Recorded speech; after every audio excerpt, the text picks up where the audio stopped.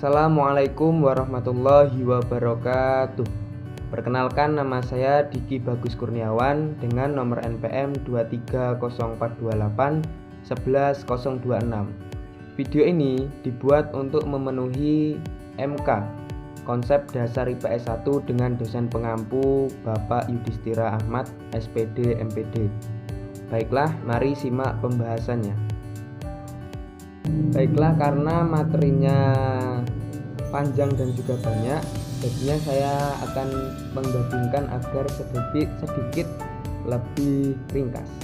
Jadi yang pertama saya akan menjelaskan, menguraikan konsep HAM dan demokrasi penegakan hukum di Indonesia. Sebelumnya saya akan menjelaskan apa itu HAM. HAM atau hak asasi manusia adalah hak setiap orang karena ia adalah manusia.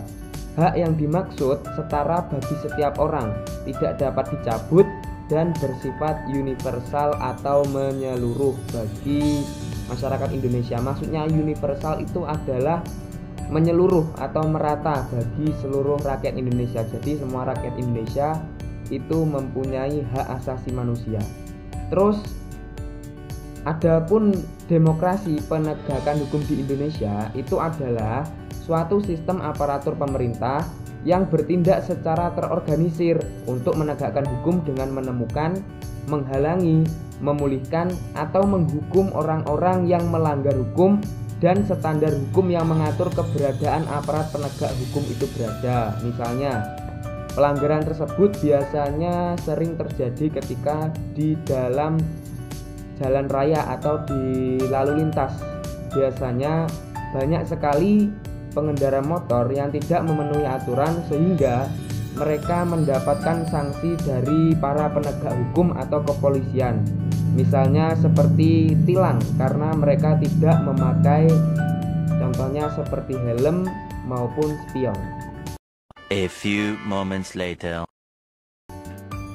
Baiklah, materi yang kedua ini saya akan menjelaskan tentang persoalan-persoalan HAM, demokrasi dan penegakan hukum di Indonesia. Jadi persoalan HAM itu terjadi ketika hak-hak yang diakui secara universal dan dilindungi oleh hukum internasional itu dilanggar oleh individu, kelompok maupun pemerintah. Contohnya itu seperti yang biasanya terjadi di kalangan masyarakat.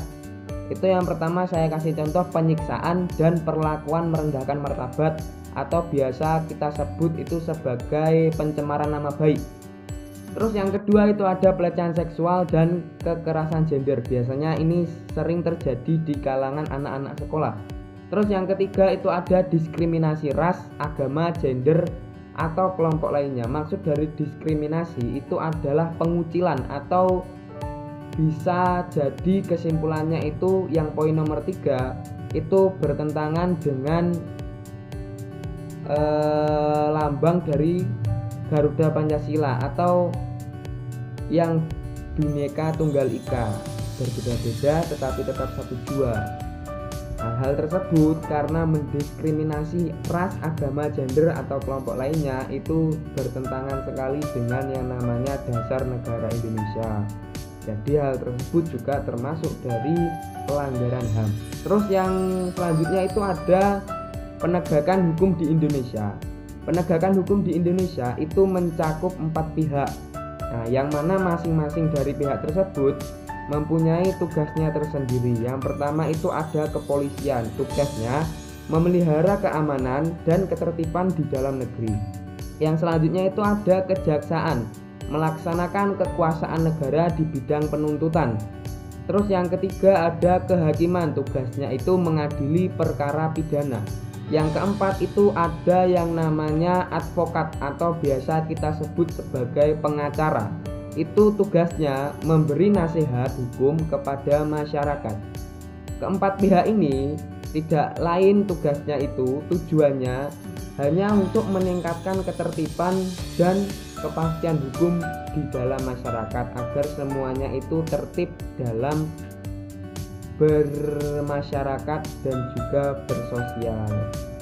Karena pada dasarnya penegakan hukum itu memang kembalinya hanya kepada masyarakat agar semuanya tentram, aman, dan damai. Berikut materi yang dapat saya jelaskan atau saya sedikit ringkas dari materi kelompok 6. Kurang dan lebihnya saya mohon maaf. Billahi taufiq wal hidayah. Wassalamualaikum warahmatullahi wabarakatuh.